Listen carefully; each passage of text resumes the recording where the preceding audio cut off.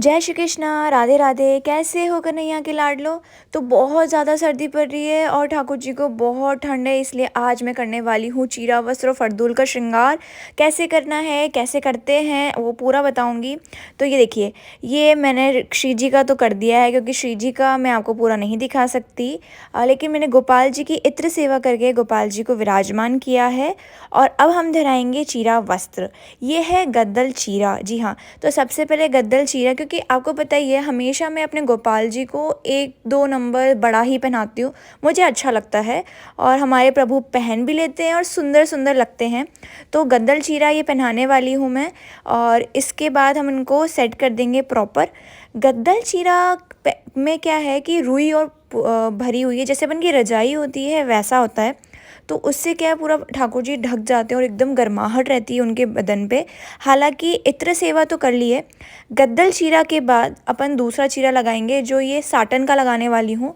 जैसे अगर आपको पता हो, अपन गर्मी में ठाकुर जी को नेट वाले या एकदम लाइट वेट जो होते हैं चीरा वस्त्र वो धारण करवाते हैं, लेकिन सर्दी में ये साटन के या वेलवेट के चलते हैं। वेलवेट थोड़ा ज़्यादा भारी हो जाता है, इसलिए हम ठाकुर जी को साटन वाले धराएंगे। तो ये देखिए, साटन वाला चीरा भी ठाकुर जी ने धारण कर लिया है। गोपाल जी मेरे छोटे हैं ना, इसलिए ऐसे दिख रहे हैं, लेकिन आप बड़े को धराएंगे ना तो वो बहुत ही सुंदर लगेगा। हालांकि ये भी बहुत प्यारे लग रहे हैं। और इसके बाद मैचिंग की चूड़ी, मैचिंग के कंगन, ये आप धराएं ठाकुर जी को। कान के मैंने ठाकुर जी के ऑलरेडी सेट कर दिए हैं, क्योंकि छेद बड़े हो रहे थे ठाकुर जी के। मुझे टेंशन हो रही थी कि छेद बड़े ही होते जा रहे हैं। आप मानेंगे नहीं, पहले तो छेद ही नहीं थे जब गोपाल जी आए थे। तो अचानक से 2 साल में अपने आप छेद हुए, और फिर अब छेद जो हैं वो बड़े होते जा रहे हैं। तो टेंशन इतनी हो गई, तो मैंने परमानेंट कर दिए किशोरी जी के कृष्ण भक्तों। इसके बाद अपन फरदुल पहनाएंगे। फरदुल कैसा होता है, फरदुल में पूरी रुई भरी होती है, जैसे कि मैंने बताया आपको रजाई होती है। तो इससे क्या है, पीछे जो है एक 2 नंबर आप बढ़ा ही लीजिएगा अगर आप लेते हैं तो। इससे क्या है, पीछे भी ढक जाता है प्रभु के, आगे भी ढक जाता है। पूरा ठाकुर जी पैक हो गए, यानी कि उनके हाथ पैर और सब एकदम पैक हो गए। ये जो श्रृंगार मैं बता रही हूँ वो पुष्टि मार्गीय है। पुष्टि मार्गीय में क्या है, ऊन यूज़ नहीं करते हैं, ऊन निषेध होता है। ऊन की जगह रुई गद्दल ये यूज़ किया जाता है। जैसे कि ये टोपे जो बनाए हैं ये पुष्टि मार्गीय टोपे हैं।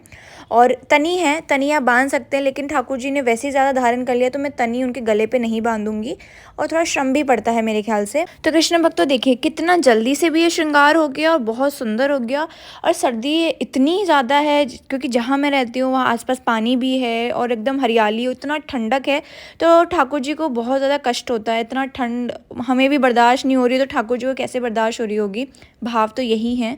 तो ऐसा रहता है। और शालिग्राम जी के लिए हमने अलग आसन बनवाया है, जिसमें उनका टोपा भी सेट हो जाता है वैसे भी, लेकिन मैचिंग है तो मैंने इनको टोपे में सेट कर दिया है। और क्यूट लग रहे हैं ना। शालिग्राम जी हमको मथुरा से, मथुरा की जो जन्मभूमि है वहाँ अंदर मंदिर से दिए थे हमें एक संत ने। तो तब से हैं हमारे साथ प्रभु। और फिर हमने धराया ठाकुर जी और ठाकुरानी को पटका। और अब ठाकुरानी और ठाकुर जी का मेकअप करूँगी।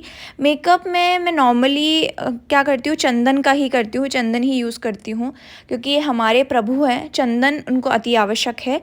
तो चंदन जो होता है वो दाने वाला चंदन में यूज़ करती हूँ। हल्का सा ये दाने वाला चंदन था, उसमें पानी घोला तो पूरा स्कैटर्ड हो जाता है, अच्छे से मिक्स हो जाता है, आप वो यूज़ कीजिए। तो अभी हम चंदन लगाएंगे ठाकुर जी को और ठाकुरानी को, चंदन का श्रृंगार करेंगे। और उसके बाद हमारी भोग आरती होती है। ये सुबह का श्रृंगार है।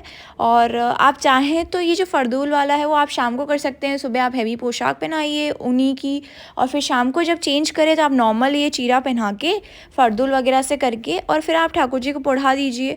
आप जैसा आपको उत्तम लगे आप वैसा कर सकते हैं। तो ऐसे मैं शालिग्राम जी की और ठाकुर जी और ठाकुरानी की सेवा करती हूँ। शालिग्राम जी को चंदन बहुत ज़रूरी है। इवन मैं अभी तो जल्दी शालिग्राम जी को नॉर्मल कर रही हूँ चंदन श्रृंगार, लेकिन अगर आपने देखा होगा जो रामानंदी संप्रदाय से हैं और जो वैष्णव हैं प्रॉपर, जिनको ये पता है, तो शालिग्राम जी का अलग ही अनोखा चंदन श्रृंगार होता है। वो कभी मेरे को समय मिला तो मैं ज़रूर डालूँगी। और ये आप देख सकते हैं, बहुत सुंदर लग रहे हैं प्रभु।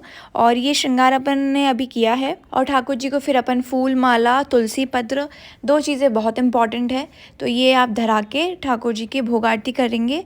और वैसे हमारे पुष्टि मार्ग के संप्रदाय में ऐसा होता है कि ठाकुर जी को पहले भोग धरण होता है, उसके बाद में जब भोग से सब करके ठाकुर जी कुल्ला कर लेते हैं, उसके बाद में ठाकुर जी माला धारण करके विराजमान होते हैं, एक बार और दर्शन देते हैं, उसके बाद ठाकुर जी का पट बंद हो जाते हैं, ठाकुर जी शयन में जाते हैं।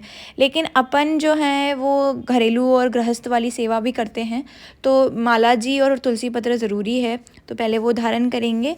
उसके बाद ठाकुर जी का राजभोग लगेगा। राजभोग डेली लगता है। राजभोग में हमारा जो भोजन की थाली तैयार होती है उसमें सब्जी, एक दाल या फिर कढ़ी, एक गीली होती है, रोटी होती है, मक्खन होता है। और अभी तो सर्दी का टाइम है तो बाजरा और मक्की और मतलब इन सब चीज़ों की, गाजर का हलवा, ये सब चीज़ों का ज़रूर भोग लगाएं ठाकुर जी को।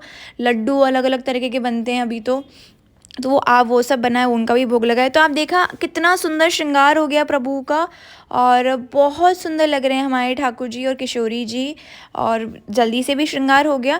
आप पूरा सेट भी ऑर्डर कर सकते हैं, आपको पता ही है जोगन मीरा पे ये अवेलेबल भी है। हालांकि मैं ये कहना नहीं चाहती, लेकिन क्योंकि सेवा का काम है, तो अगर ये श्रृंगार आपके घर तक पहुँचता है और आपके प्रभु धारण करते हैं तो हम बहुत सौभाग्यशाली होंगे। जय श्री कृष्णा, राधे राधे।